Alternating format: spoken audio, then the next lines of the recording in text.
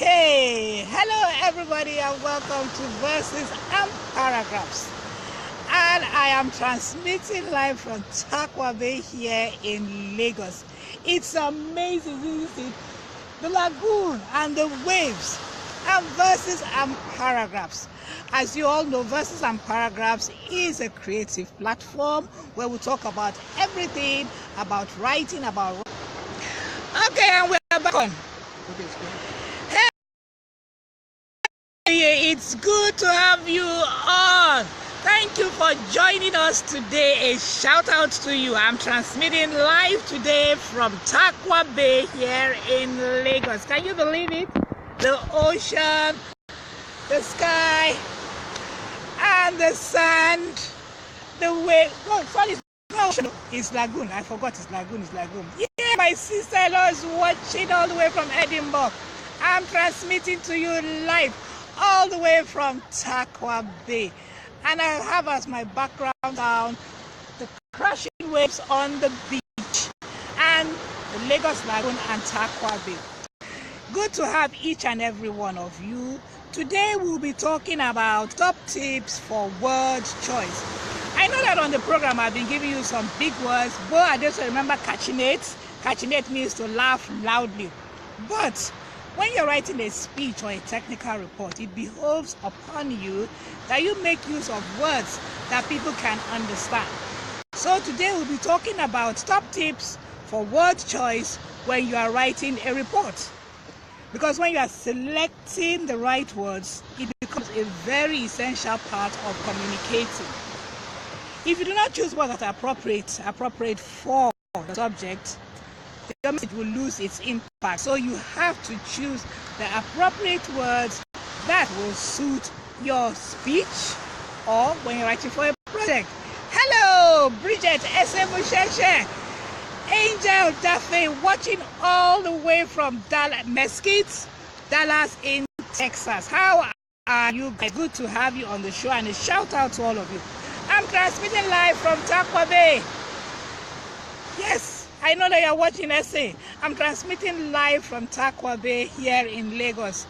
Joe Jasimiel Ogbe, Pastor Joe Gibbs, Alias Ashana, thank you for joining. Today we're talking about top tips for word choice if you're writing. Like I said earlier on, I know I've been talking to you about flashy words for everyday use. So because I advertised Tarkwa Bay, it's good to have you on the show. Thanks for joining our broadcast today. I'm broadcasting live from Tarkwa Bay here. The waves are crashing behind me. It's the lagoon shower here. Today we're talking about top tips for word choice. When you are writing, what kind of words do you use? I know that on this program we'll be talking about words like catchinate, which means to laugh loud, susurrate, which means to murmur, festinate, which means to hurry. But that is good when you are speaking. If you are writing a speech, you just have to use correct words that will allow your hearers, when you are reading the speech or when you are presenting a report, to understand what you are saying. Now, one of the very first tips is choose everyday words.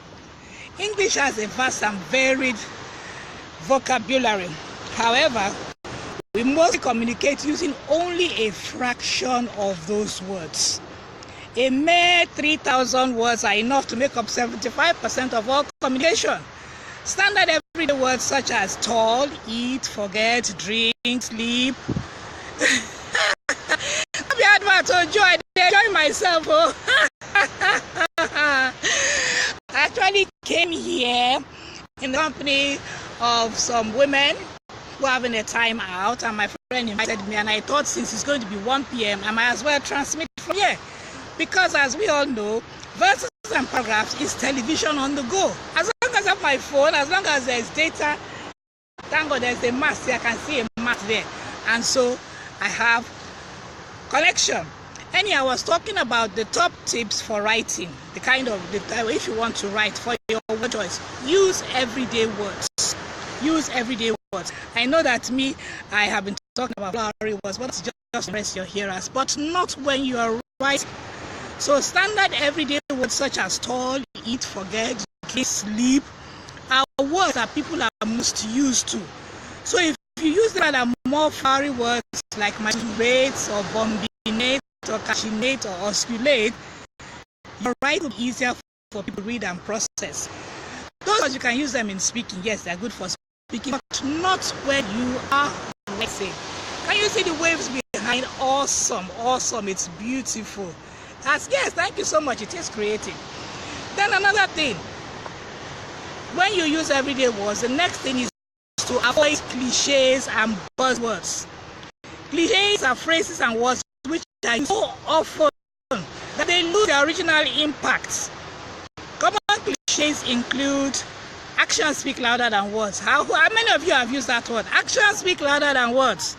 Some people will say the grass is always greener on the other side. The apple doesn't fall far from the tree. I used that one recently when I was talking about my friend, his son, who is following in his father's footsteps, and of course he takes pictures, and I actually use that phrase, the apple doesn't fall far from the tree. But that's a cliche. Another cliche is you can't judge a book by its cover. You have another one, you can't please everyone. Then you have what doesn't kill you makes you stronger. And this popular one, love is blind. That's a cliche. Ignorance is bliss. It has been used so often, it becomes irritating when people use it. So don't use cliches when you are writing a wedding speech, you are writing a speech, you want to deliver a validatory speech, or a technical report, or a communique. Don't use cliches. There's no time like the present. That's sorry. Buzzwords too are actionable in certain contexts, and as a result, they tend to be overused and sound meaningless. For instance, what is a holistic approach really mean? You know, Nigerians, we like using those kind of cases. We have to take a holistic approach. What should be holistic approach? What is holistic approach? Cliches and buzzwords can irritate readers and either distract them from message or make the question its validity. So now we've talked about two things. Use every buzzwords. Then choose appropriate formal, neutral, and informal words. English is very synonyms. And you know what you know that synonyms are words that mean the same or almost the same as another word. For instance, a synonym for the word synonym itself is alternative word, other word, or substitute. Now, very often, synonyms do not mean exactly the same thing. Okay, let me give you an example. Dozens of words express the idea to steal, but they are all different. For instance, purloin, P-U-R-L-O-I-N, purloin, which means to steal, is definitely formal. I first learned that word from my brother Ruke. That was many years ago, and I wondered, me with my English degree, how come I didn't know the word purloin? But Ruke knew the word. Then steal is neutral. While if you say nick, it's definitely informal. Say someone nicked my pen. You will be surprised to find it in a newspaper report of a crime. So okay, we just got a report that some armed robbers went and they nicked like 10 million naira. You will never hear the word nick. Nick is informal. So instead of using formal words while writing, use the neutral word.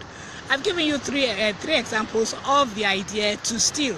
There's purloin, which is very formal. If you are using purloin when you are talking, you say that person they speak grammar. Ego D Black Ebony, it's good to have you on the show. A shout out to you.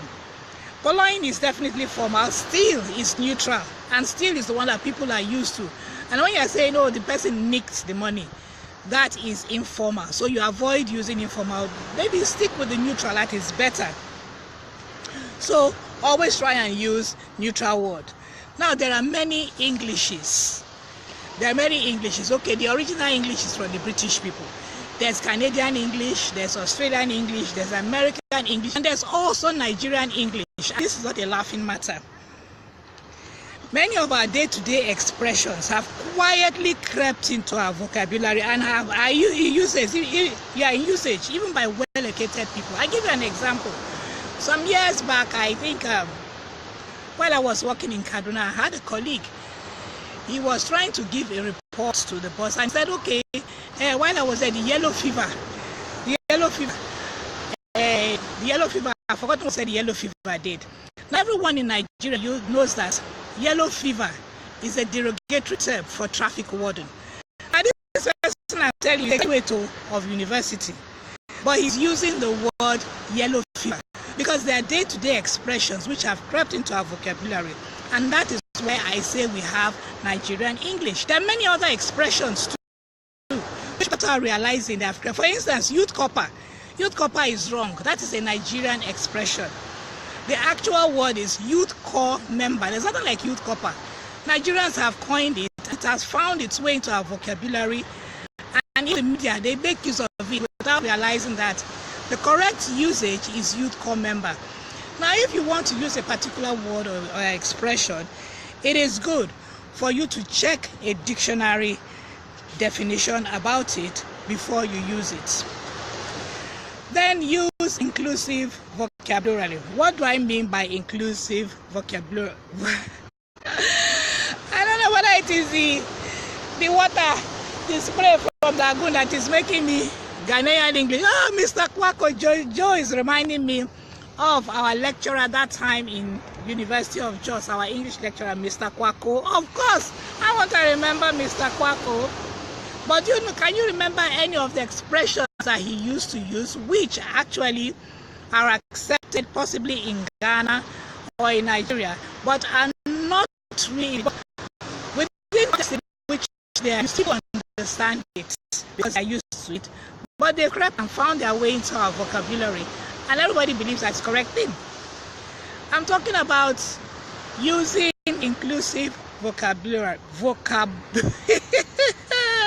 Vocabulary. What did happen to my tongue today? It is important to respect groups in society such as physically challenged, older people, and so forth. One way of doing this is to choose appropriate, non-stereotyping words. They should be gender inclusive and not suggest a masculine bias. For example, when referring to professions nowadays, it is standard to avoid words that refer to only one sex. For example, instead of saying actress, use actor. And instead of policeman, policewoman, use a police officer. So how many things have we talked about now? Use everyday words. Choose everyday words. Avoid cliches and buzzwords. Choose appropriate formal, neutral, and informal words. When you are writing, choose neutral words. It's better to use neutral words. Hair as in ha as in hair. Joe Gibbs, hair or her hair. Then also remember that there are many Englishes, and whichever context you want to write in, and depending upon the audience you are writing for, you have to cross-check with the dictionary to make sure it is the correct and appropriate usage. Also, you use inclusive vocabulary. If you are referring to profession nowadays, it is standard not to use words that have a masculine bias. So instead of using actress, you use actor. Instead of policeman or policewoman, you use police officer. Finally, enrich your vocabulary. So how do you enrich your vocabulary? I think it goes without saying that when you widen your vocabulary, you have more words to choose from. And one excellent way to do so, to learn new words, is reading. I would like to suggest that you sign up or subscribe to Oxford Dictionary Word of Day, Merriam Webster Word of the Day, Dictionary.com Word of the Day, and many more. It's always good to enrich your vocabulary, and that's what we're trying to do also on this program with our Word of the Day. Don't just laugh at the Word of the Day. Try and make use of it. For instance, I remember last week, was it last week or early this? No, last week. Our word of the day for one of the days last week was mushy-headed. And I was so happy to see Joe Gibbs. He made use of a word that was so appropriate when he described youth of today as being mushy-headed. Mushy-headed is when you think inappropriate things. However, before you begin to use any new words, make sure you check their meaning in the dictionary. Our word for today is Mea culpa. Mea culpa. Mea culpa is spelled M-E-A-C-U-L-P-A. Mea culpa. I'll hold it up for you to see. Mea culpa. Les Dumba, shout out to you watching from Aberdeen. Good to have you on the show. Our word for today is mea culpa. M-E-A-C-U-L-P-A. Mea culpa is our word for today.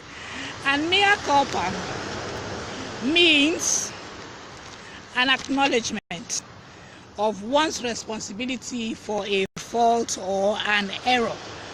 When you have a mea culpa, you accept responsibility for something that has gone wrong. Mea culpa is a Latin phrase that means through my fault, and an acknowledgement of having done wrong. I am to blame. That is mea culpa, a mea culpa. Okay, I'll give you some sentences using mea culpa. I gave you the wrong directions to my house. Mea culpa. That's my fault. I'm so sorry about that. A number of banks have pleaded mea culpa. You know, banks, when they do something wrong, and then they accept that, okay, yes, we shouldn't have done that, they have pleaded a mea culpa.